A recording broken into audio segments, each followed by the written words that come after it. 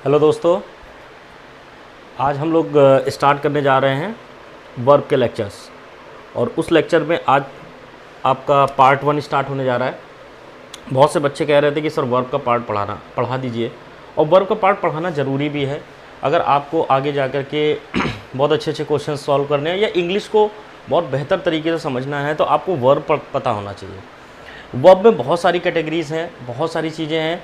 तो पार्ट 1 का मतलब ये है कि आज बिल्कुल बेसिक वीडियो होगा, बहुत ज़्यादा बेसिक, बहुत ज़्यादा बिगनर्स के लिए, ठीक है। और जो लोग पहले भी ऑलरेडी पढ़ चुके हैं या जो लोग इंग्लिश को थोड़ा बेहतर जानते हैं उनके लिए भी है, उनका रिवीजन हो जाएगा। या हो सकता है कि इतनी छोटी छोटी चीज़ें शायद उनको ना भी पता हो, तो वो भी इस वीडियो को देख सकते हैं, ठीक है। तो चलिए स्टार्ट करते हैं वर्ब पार्ट 1। जैसा कि मैंने कहा कि ये आज पार्ट 1 है। तो देखिए होता क्या है कि आज हम लोग जो पढ़ेंगे, आज हम लोग जानेंगे कि वर्ब के कौन कौन। सबसे पहले हम जानेंगे इनकी ऑक्सिलरी वर्ब्स के बारे में। मींस ऑक्सिलरी वर्ब बेटा उनको बोलते हैं जो आप लोग हेल्पिंग वर्ब के नाम से उनको जानते होंगे, हेल्पिंग वर्ब के नाम से, ठीक है। और एक होती है प्रिंसिपल वर्ब, ठीक है, उसको हम लोग मेन वर्ब बोलते हैं। तो principal verb means main verb और auxiliary verb means helping verb, ठीक है। तो आज इनके बारे में पढ़ते हैं, लेकिन सबसे पहले जानते हैं कि ये कौन कौन सी फॉर्म में होते हैं। तो देखो, जैसे सबसे पहले हम जानते हैं बी की, ये 3 कैटेगरी में होते हैं बेटा। बी की फॉर्म, डू की फॉर्म और तीसरी हैव की फॉर्म। बहुत बेसिक से बता रहे हैं आपको, इसको पढ़िए समझिए और आगे जा कर के फिर आप बहुत बड़े बड़े क्वेश्चन को करने को सॉल्व कर सकते हो। बी है, तो बी की कौन कौन सी फॉर्म होती है बेटे? इज, एक तो ये कैटेगरी होती है इज, एम, आर, ठीक। Was and verb. इसके अलावा बी अपने आप में खुद भी एक मेन वर्ब है। ये बी की फॉर्म्स है, ठीक है। बी अपने आप में खुद भी एक मेन वर्ब है। तो बी की अगर फर्स्ट फॉर्म को, मतलब एक तरीके से इनको, तो आप बी को इस तरह से भी बोल सकते हैं कि बी की फर्स्ट फॉर्म बी खुद हो गया, बी, इसके बाद बीन और इसके बाद बी। तो ये बी का कंप्लीट पार्ट हो गया।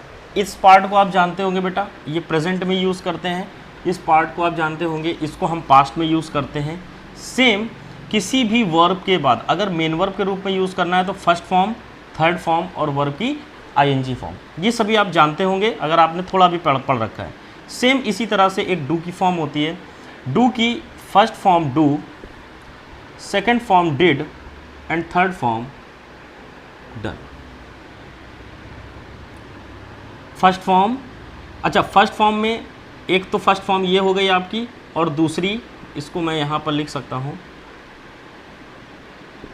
डू, और ये इसकी सिंगुलर फॉर्म हो गई। ये इसकी प्लूरल फॉर्म, ये इसकी सिंगुलर फॉर्म। जो प्लूरल फॉर्म होती है इसे हम वर्ब का बेस फॉर्म बोलते हैं। जैसे ये बेस फॉर्म है बेटा, बेस फॉर्म। इसी प्रकार से हैव है, तो हैव की बेस फॉर्म हैव हो गई, और हैज़ प्लूरल सिंगुलर फॉर्म हो गई जो कि प्रेजेंट में यूज़ करी जाती है। हालांकि इसके बाद में इसकी सेकंड फॉर्म हो गई हैड, और इसकी थर्ड फॉर्म बेटा हो गई है। तो ये इसकी सेकंड, ये इसकी थर्ड। ये आपकी वर्ब्स जो कि आपके पूरे इसे हम बोलते हैं बेटा टाइप 1, ठीक है। ये हो गया आपका टाइप 1। टाइप 2 में आपने पढ़ा होगा, आप इनके बारे में भी जानते हैं, जो मॉडल्स होती हैं। टाइप 2 में आप जानते होंगे बेटा, जैसे कि आपने पढ़ा होगा will, shall, may, must, can, could, might, और इस तरीके की आपने वुड, शुड, और इस तरीके की आपने बहुत सारी हेल्पिंग वर्ब्स पढ़ी होंगी, ठीक है। तो ये वर्ब्स जो होते हैं ये आपके टाइप 2 में आती हैं, ये वर्ब्स आपकी सभी टाइप 1 में आती है, ठीक है। ये तो हो गई आपकी ऑक्सिलरी वर्ब्स, ऑक्सिलरी के रूप में यूज़ होती हैं इज, एम, आर, वॉज, वर, ठीक है। ऑक्सिलरी के रूप में आपके बी फॉर्म भी यूज़ होते हैं। कैसे यूज़ होते हैं अभी हम लोग सब पढ़ेंगे। डू फॉर्म यूज़ होती है और हैव फॉर्म यूज़ होती है, इतना तो आपने देख लिया। फिर देखिए, अब जैसे कि हमने ये बोला कि is am are was were, तो आप एक चीज़ पहले तो ये जाने बेटा, is am are was were, क्या ये सिर्फ ऑक्सिलरी ही हो सकती हैं? तो ऐसा नहीं है, ठीक है। तो अब जो हमारा लेक्चर चलने जा रहा है ये auxiliary verb versus principal verb. Principal verb मतलब मेन वर्ब, इस पे बेस्ड होगा। तो जैसे पहला क्वेश्चन है बेटा, सभी डू के बारे में, डिड के बारे में, सभी के बारे में बात होगी और क्वेश्चन ज़्यादा नहीं होंगे, आपको समझने के लिए जितना ज़रूरी है उतना मैं बताऊंगा। जैसे मैंने कहा कि Seema is singing a song, and second sentence है कि Seema is a beautiful girl. तो आप बेटा यहाँ पर ये सीखिए कि क्या ऑक्सिलरी वर्ब हमेशा ऑक्सिलरी वर्ब ही रहेगी। तो सबसे पहले हम ये सीखते हैं बेटा कि अगर सेंटेंस में, देखो एक चीज़ याद रखना, कभी भी कोई सेंटेंस होगा तो उसमें ऑक्सिलरी वर्ब हो या ना हो, प्रिंसिपल वर्ब जरूर होगी, तभी वो एक सेंटेंस माना जाएगा, इतना याद रखना, ठीक है। तो मेरा कहने का मतलब ये है कि अगर ये ऑक्सिलरी वर्ब है तो ये तभी होगी जब इसके साथ कोई प्रिंसिपल वर्ब यूज़ करी गई होगी। ये प्रिंसिपल वर्ब हो गई। तो अगर प्रिंसिपल वर्ब यूज़ करी गई है तो उसके साथ ऑक्सिलरी वर्ब आ सकती है, ठीक है। लेकिन अगर प्रिंसिपल वर्ब नहीं यूज़ करी गई है तो जो आपकी ऑक्सिलरी वर्ब थी वो उस सेंटेंस में प्रिंसिपल वर्ब का काम करेगी। फिर से समझ लीजिए कि प्रिंसिपल वर्ब किसी भी सेंटेंस में होना ज़रूरी है। अगर वो प्रिंसिपल वर्ब नहीं है तो उस कंडीशन में जो आपकी ऑक्सिलरी वर्ब है, जिसको आप लोग हेल्पिंग वर्ब बोलते हैं, वो अपने आप में प्रिंसिपल वर्ब का काम करती है। दैट मीन्स कि मेन वर्ब। बस डिफरेंस ये है कि यहाँ पर जब ऑक्सिलरी वर्ब आपकी यूज़ हो रही है तो ये कॉन्टिन्यूस फॉर्म दिखा रही है और ये प्रेजेंट का फॉर्म दिखा रही है, सिंपल प्रेजेंट का, और ये अपने आप में कोई मीनिंग शो नहीं करता है, सिर्फ ये जोड़ने का काम करता है, इसका अपना पर्टिकुलर कोई मीनिंग नहीं है। इतनी बात समझ में आ गई। उस कंडीशन में होता क्या है कि ये जो जितनी भी आपकी इज, एम, आर, वॉज, वर हैं, ये जब भी आपकी प्रिंसिपल वर्ब बनती हैं, ये जब भी आपकी प्रिंसिपल वर्ब बनती हैं, जब भी इनको प्रिंसिपल वर्ब की तरह ट्रीट किया जाता है तो इनके बाद नाउन या एडजेक्टिव पार्ट ही यूज़ किया जाता है। कहने का मतलब ये है कि जैसे कि आपने इस सेंटेंस को देखा, मेरा नाउन और एडजेक्टिव कहने का मतलब ये है कि आप वहाँ पर डायरेक्टली एडवर्ब यूज़ नहीं कर सकते। एडवर्ब तभी यूज़ होगा जब वहाँ पर एडजेक्टिव होगा। एडजेक्टिव की क्वालिटी बताने का काम एडवर्ब कर रहा होगा। लेकिन अगर आप ये समझ लें, जैसे सपोज इस सेंटेंस को देखिए, यहाँ पर ये प्रिंसिपल वर्ब का काम कर रहा है, ये डिटरमिनर यूज़ किया गया है, लेकिन ये आया किसके लिए? ये इस नाउन के लिए आया। इस पूरे सेंटेंस में जो सबसे मेन वर्ड कौन सा है? नाउन है। नाउन के लिए ही यहाँ पर आया है एडजेक्टिव। एक सेंटेंस हम लोग और समझते हैं। इस पॉइंट को समझने के लिए हम एक सेंटेंस और यूज़ करने जा रहे हैं।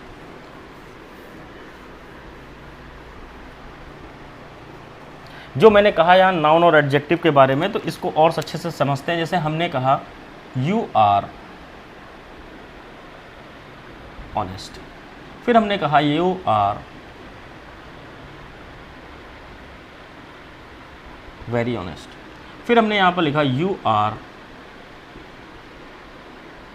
स्लोली। 3 सेंटेंस लिखे हुए हैं बेटा, ठीक है। अभी आप यहाँ पर ये देखो कि वैसे मैं इसको रफ कर दूं तो एक सेंटेंस में और लिख सकता हूं, इसको रफ कर रहा हूं, ठीक है बेटा। फिर मैंने एक सेंटेंस और लिखा यहां पर, यू आर अ मैन। ये 4 सेंटेंस मैंने लिखे। इन चारों सेंटेंस में आप देखिए कि यहां पर कोई प्रिंसिपल वर्ब तो यूज़ करी नहीं गई है, तो उस कंडीशन में ये प्रिंसिपल वर्ब हो गई। यहां भी कोई प्रिंसिपल वर्ब यूज़ नहीं करी गई, ये सभी प्रिंसिपल वर्ब है। क्योंकि अगर प्रिंसिपल वर्ब यूज़ करी जाती तब ये ऑक्सिलरी हो जाती। प्रिंसिपल वर्ब मतलब ये खुद अपने आप में मेन वर्ब का काम कर रही है। जैसा कि हमने पढ़ा कि किसी भी जब is, am, are was verb principal verb बन जाती हैं, तो फिर इसके बाद में नाउन या एडजेक्टिव का हम लोग यूज़ करते हैं। तो उस कंडीशन में देखिए बेटा कि ऑनेस्ट क्या है, ऑनेस्ट ईमानदार होता है, दैट मीन्स ये एक एडजेक्टिव की तरह काम कर रहा है। फिर उसके बाद देखिए वेरी एक एडवर्ब है, लेकिन उसके साथ एक पहले एडजेक्टिव यूज़ किया गया है, फिर एडवर्ब आया है। दैट मीन्स कि अगर ये प्रिंसिपल वर्ब है तो एडजेक्टिव आएगा, एडजेक्टिव आया है तब आपका एडवर्ब आया है, डायरेक्टली एडवर्ब सेंटेंस में नहीं आ सकता। तो उस कंडीशन में ये स्लोली की जगह हो जाएगा बेटा स्लो। और स्लो जो है, स्लो हमारा क्या है, एक एडजेक्टिव है।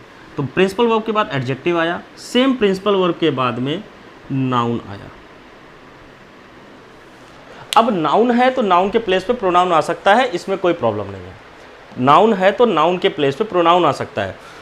तो जैसा कि मैंने कहा कि किसी भी जो ये ऑक्सिलरी वर्ब्स होती हैं, means is, am, are, was, were, जो बी की फॉर्म होती हैं, अगर इनके बाद अगर ये प्रिंसिपल वर्ब का काम कर रही हैं तो फिर ये अपने बाद नाउन या एडजेक्टिव ही लेंगी, कभी एडवर्ब। तो कॉमन एरर में ये क्वेश्चन आपको पेपर में, एग्जाम में ये मिल सकता है। ये इस बात को आप याद रखिएगा।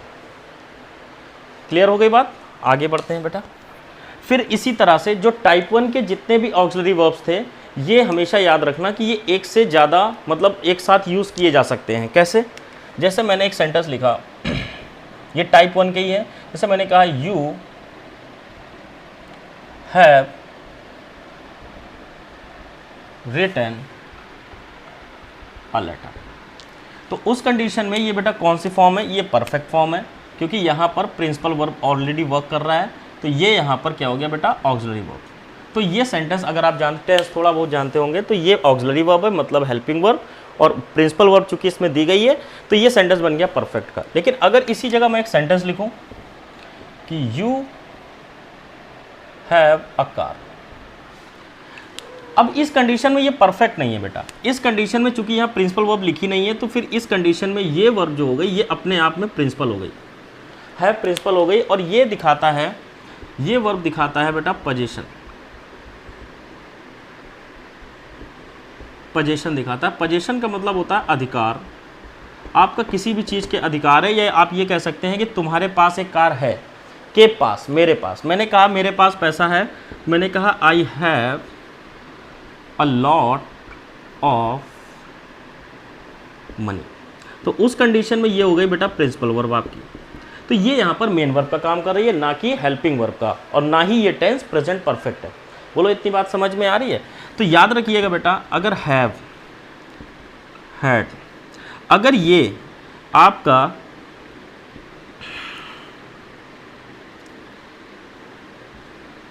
ये प्रिंसिपल वर्ब की तरह वर्क करे तो इसके बाद हमेशा नाउन का ही यूज़ किया जाता है।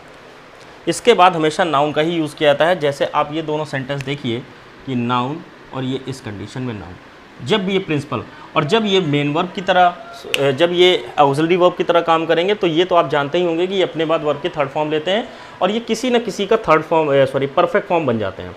तो इस पॉइंट को आप समझ गए होंगे। जब भी ये प्रिंसिपल वर्ब, और बेटा इस कंडीशन में जब ये नाउन बनता है तो इस कंडीशन में ये पोजीशन दिखाता है। पोजीशन मतलब अधिकार। हैज़, हैव, हैज़ भी हो सकता है, हैज़ भी लिख लीजिएगा।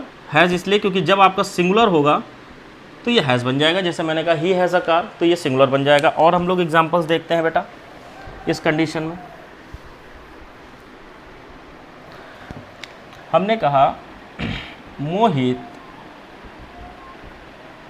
had a lot of money। Mohit had a lot of money, एक क्वेश्चन। दूसरा क्वेश्चन लिखा मोहित has eaten the food, and third question लिखा मोहित has a beautiful pen। ये 3 क्वेश्चन लिखे बेटा, ठीक है। अब है क्या कि यहाँ पर हमें ये देखना है कि मोहित तो इसका सब्जेक्ट हो गया, हैड। अब यहाँ पर कोई दूसरी प्रिंसिपल वर्ब तो लिखी नहीं है, एक्शन वर्ब लिखी नहीं है, तो उस कंडीशन में हम इसको प्रिंसिपल वर्ब मानेंगे। लेकिन ये टेंस कौन सा हुआ? ये टेंस कौन सा हुआ? तो ये वर्ब की सेकेंड फॉर्म है। याद रखना, जो वर्ब की थर्ड फॉर्म होती है वो कभी भी बिना ऑक्सिलरी वर्ब के यूज़ नहीं करी जाती है। वर्ब की थर्ड फॉर्म कभी भी ऑक्सिलरी वर्ब के बिना यूज़ नहीं करी जाती है। तो इसीलिए इसको आप थर्ड फॉर्म नहीं मानेंगे, क्योंकि हैड की सेकंड और थर्ड फॉर्म सेम होती है। तो उस कंडीशन में यहाँ पर कोई मतलब ये सिंगल यूज़ किया गया है, दैट मीन्स कि ये वर्ब की सेकंड फॉर्म है, ये वर्ब की सेकंड फॉर्म है, और वर्ब की सेकंड फॉर्म टेंस में पास्ट इंडेफिनिट कहलाती है। तो याद रखिएगा बेटा कि इसे हम सिंपल पास्ट बोल देंगे, सिंपल पास्ट। ये हो गया आपके सिंपल पास्ट और हो गया आपका प्रिंसिपल वर्ब। इस कंडीशन में यहाँ पर देखें, ये हो गई आपकी प्रिंसिपल वर्ब, तो ये हो गई आपकी ऑक्सिलरी वर्ब। जब ये ऑक्सिलरी हो गई तो ये हो गया प्रेजेंट परफेक्ट टेंस। फिर इस कंडीशन में ये आपका देखिए नाउन यूज़ किया गया है बेटा, नाउन के साथ एडजेक्टिव यूज़ किया गया, लेकिन यहाँ मेन वर्ड कौन सा है, नाउन, और फिर ये डिटर्मिनर यूज़ किया गया। तो मेन वर्ड नाउन है, तो हैज़ के बाद जैसा मैंने कहा नाउन है, नाउन की विशेषता बताने के लिए उसके साथ अपने वर्ड्स आ सकते हैं, उसकी कोई प्रॉब्लम नहीं है। ये मत समझना कि सर आपने नाउन लिखाया है तो सर यहाँ एडजेक्टिव क्यों यूज़ कर रहा है। एडजेक्टिव इसलिए यूज़ हो रहा है कि नाउन तो आएगा ही आएगा। अब नाउन को और अच्छा बताने के लिए और बुरा बताने के लिए, नाउन को डेफिनेट इनडेफिनेट बताने के लिए हम उसके साथ और अदर वर्ड्स यूज़ कर सकते हैं, बट नाउन ज़रूर होगा। ये नहीं बोल सकते कि यहाँ पर सिर्फ ब्यूटीफुल लिख करके काम कर चल जाएगा, वो सिर्फ एडजेक्टिव नहीं आएगा, नाउन ज़रूर आएगा। तो नाउन आ गया और यहाँ इस कंडीशन में ये बन गई प्रिंसिपल। समझ में आ गई बेटा बात। तो हैज़ हैव की कंडीशन भी आपको समझ में आ गई होगी। फिर हम पढ़ते हैं बेटा डू के बारे में। देखो जैसे कि डू है तो हम ये जानते हैं कि do and does and did, ठीक है, एंड डन, इनके बारे में आप जानते होंगे।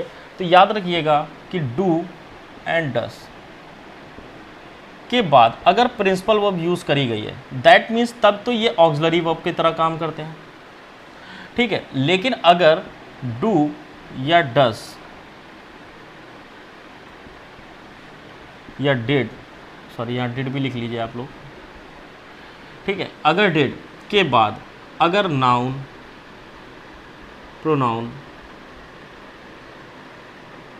एडजेक्टिव या वगैरह वगैरह कुछ भी यूज़ किया गया है, एडजेक्टिव, एडवर्ब, तो फिर ये उस कंडीशन में ये प्रिंसिपल वर्ब का काम करते हैं। मतलब इनके साथ अगर प्रिंसिपल वर्ब यूज़ ना करी गई हो तो उस कंडीशन में ये प्रिंसिपल वर्ब का काम करते हैं, ठीक। और एक साथ दो डू अपने आप आ सकते हैं। जैसे हमने सेंटेंस यहाँ पर लिखा कि मोहित डज नॉट आ वर्क। फिर हमने यहाँ पर सेकंड क्वेश्चन लिखा, मोहित डज नॉट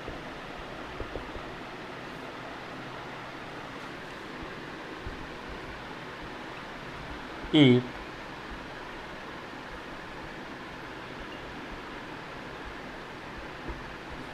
सॉरी, अब एक कंडीशन ये लिखी गई। तो अब यहाँ पर आप देखिए बेटा कि यहाँ पर ऑब्वियस सी बात है, अगर नॉट वर्ड ऐसा होता है कि जो कि हमेशा ऑक्सिलरी वर्ब के साथ यूज़ किया जाता है, ऑक्सिलरी वर्ब नॉट, तो ये अगर ऑक्सिलरी अगर आप इसको मान रहे हो तो इसका मेन वर्ब कहाँ है, क्योंकि ये तो मेन वर्ब होगा नहीं, ठीक है। तो उस कंडीशन में ये क्वेश्चन क्या हो गया बेटा, गलत हो गया, ठीक। अब यहाँ पर हम कुछ भी कर सकते थे। अब चाहे तो हम यहाँ पर एक काम करें, यहाँ पर इस सेंटेंस को हम और आगे ऐसे बढ़ा करके हम इसको एक काम कर सकते हैं, हम अपनी तरफ से हम ये कह सकते हैं कि एक डज अगर हम इसको ऑक्सिलरी मान रहे हैं तो हम आगे सेंटेंस लिख सकते हैं, डज नॉट डू, सॉरी आ नहीं होगा बेटा, चलो मैंने लिख दिया, does not do a piece of work. तो अभी आप ये कह सकते हो कि डज नॉट के साथ डू यूज़ किया सकता है, और यहाँ पर जो डू है इसका मतलब होता है करना, और ये हो गया आपका प्रिंसिपल वर्ब, ये हो गया ऑक्सिलरी वर्ब। तो कहने का मतलब ये है कि अगर आप डू या डस को या डिड को अगर आप ऑक्सिलरी वर्ब की तरह ले रहे हो तो वहाँ प्रिंसिपल वर्ब का आना जरूरी होता है।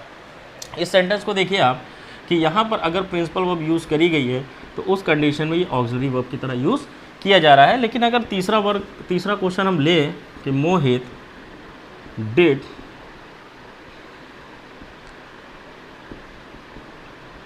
एवरीथिंग इन हिज लाइफ, तो उस कंडीशन में यहाँ पर डिड क्या है, ऑक्सिलरी की या मेन।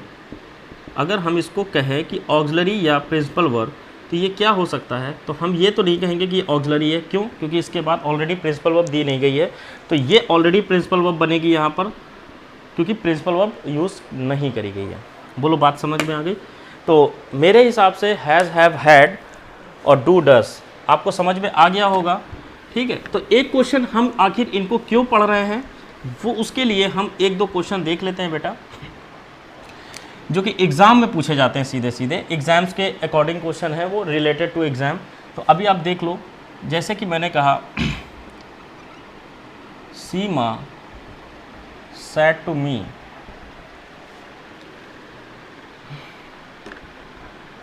said to him,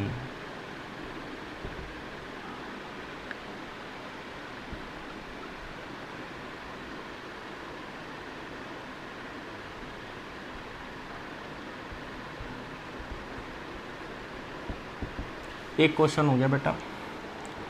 दूसरा क्वेश्चन है इफ़ यू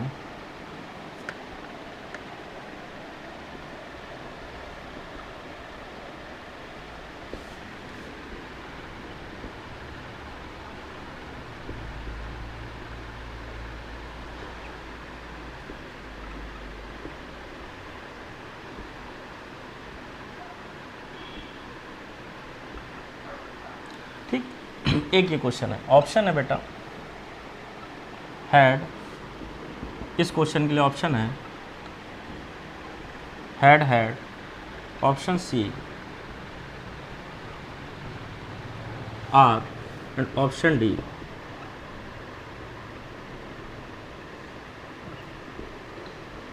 हैड है। ऐसे मान लो 4 ऑप्शन आ गए। तो इस क्वेश्चन को तो आप लोग बहुत बेहतर तरीके से जानते होंगे।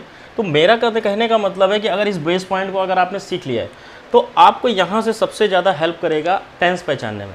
तो Seema said to him I had a big car, तो हम ये जानते हैं कि अगर हमें इसका टेंस पता हो ये कौन सा टेंस में, तो हम इसका नरेशन बना सकते हैं।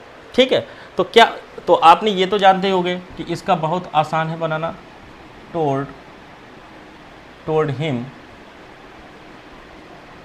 That I change according to first person she. अब अगर ये टेंस आप जानते हो, ये टेंस कौन सा है, ये टेंस है पास्ट इंडेफिनिट। जैसा कि हमने जाना कि हैड यहाँ पर वर्ब की सेकंड फॉर्म है और ये अपने आप में मेन वर्ब है, मतलब प्रिंसिपल वर्ब है। तो ये वर्ब की कौन सी फॉर्म हुई बेटा, सेकंड फॉर्म। थर्ड फॉर्म नहीं होगी, परफेक्ट नहीं होगी। थर्ड फॉर्म इसलिए नहीं क्योंकि कोई भी थर्ड फॉर्म किसी भी ऑक्सिलरी वर्ब के बगैर नहीं आती।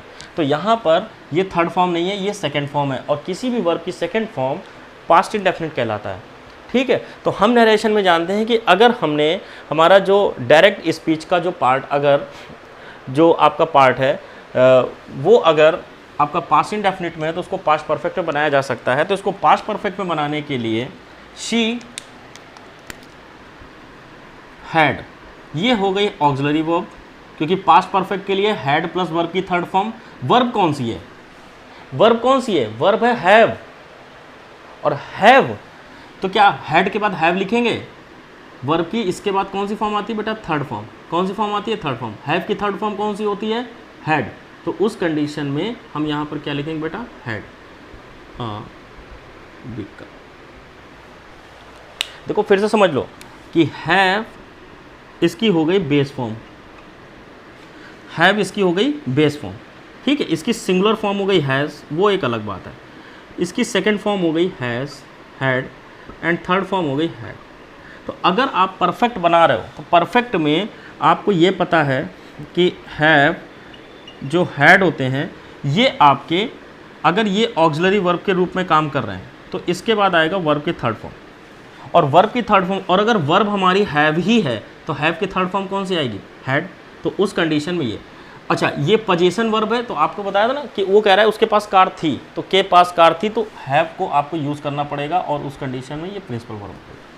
इस सेंटेंस में आओ बेटा, जैसा कि हम लोग जानते हैं जिन्होंने कंडीशनल सेंटेंस पढ़ा हुआ है, कंडीशनल सेंटेंस पढ़ा है, तो वो ये जानते हैं कि जो वुड है तो ये वर्ब की सेकेंड फॉर्म है। विल का वुड, जब विल का पास्ट इंडेफिनिट बनाया जाता है, पास्ट बनाया जाता है, तो उसको वुड में चेंज कर दिया जाता है। तो ये पास्ट है, पास्ट का मतलब वर्ब की सेकंड फॉर्म है, ये वर्ब की सेकंड फॉर्म है। तो ऑब्वियस सी बात है कि अगर यहाँ पर वर्ब की सेकंड फॉर्म यूज़ करी जा रही है तो यहाँ भी वर्ब की सेकंड फॉर्म यूज़ करी जाएगी।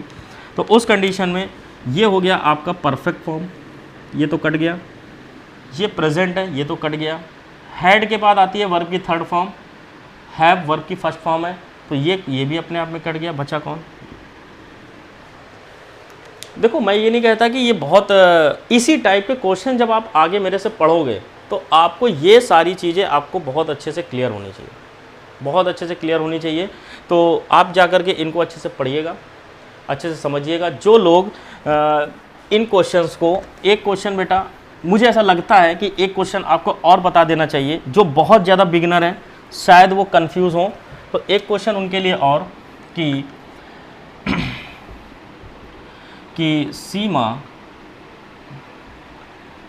said to her father कि I did all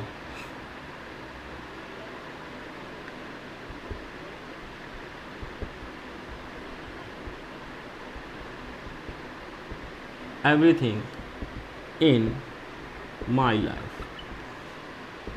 मान लो ये क्वेश्चन है, इसका नरेशन जल्दी से बना लेते हैं बेटा। इसका नरेशन है सीमा told her father that I change according to first person she। अब ये डिड क्या है? ये डिड, डू का डिड वर्ब की सेकंड फॉर्म है, लेकिन ये हेल्पिंग वर्ब नहीं है, ये यहाँ पर प्रिंसिपल वर्ब है। ठीक है, प्रिंसिपल वर्ब है। प्रिंसिपल वर्ब तो इसका सेंटेंस बनेगा हैड में, क्योंकि पास्ट परफेक्ट में बनेगा, और इसके बाद आएगी वर्ब की थर्ड फॉर्म। डिड की थर्ड फॉर्म क्या होती है? डन।